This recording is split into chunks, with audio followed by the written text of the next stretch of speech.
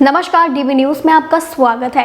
कर्मचारी भविष्य निधि संगठन यानी ईपीएफओ ने कर्मचारियों के पीएफ अकाउंट को लेकर नया नियम पेश किया है। ये बदलाव सभी पीएफ खाता धारकों के लिए है। अगर आप भी एक पीएफ अकाउंट होल्डर हैं तो आपके लिए ये नियम पेश किया गया है। आपको बता दें कि ईपीएफओ ने पीएफ अकाउंट में उनके विवरण को सही करने, अपडेट करने के लिए कुछ नए नियम पेश किए हैं। तो चलिए जानते हैं कि ईपीएफओ की तरफ से किस नियम को पेश किया गया है।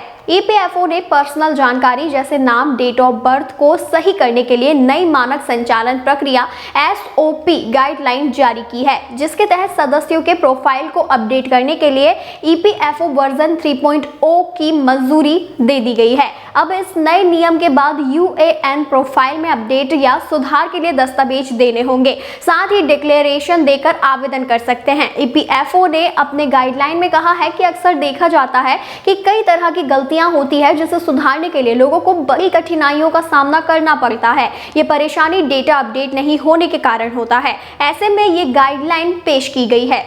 नए गाइडलाइन के मुताबिक नए निर्देश के तहत ईपीएफओ ने प्रोफाइल में होने वाले बदलावों को मेजर और माइनर श्रेणियों में बांटा है। माइनर बदलावों को संयुक्त घोषणा रिक्वेस्ट के साथ कम से कम 2 जरूरी दस्तावेज पेश करने होंगे। वहीं बड़े यानी मेजर सुधार के लिए कम से कम 3 आवश्यक दस्तावेज सबमिट करने होंगे।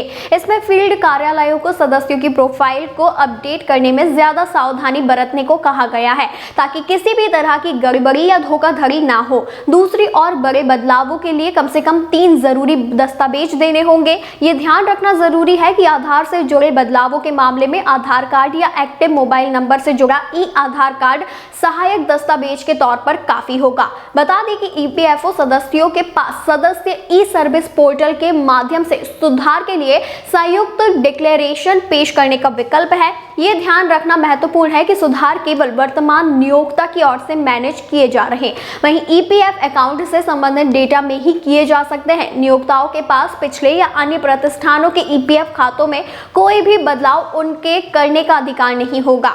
ईपीएफओ ने कहा है कि सदस्य को अपने रजिस्टर्ड पोर्टल लॉगिन से जेडी आवेदन जमा करने की जिम्मेदारी होगी।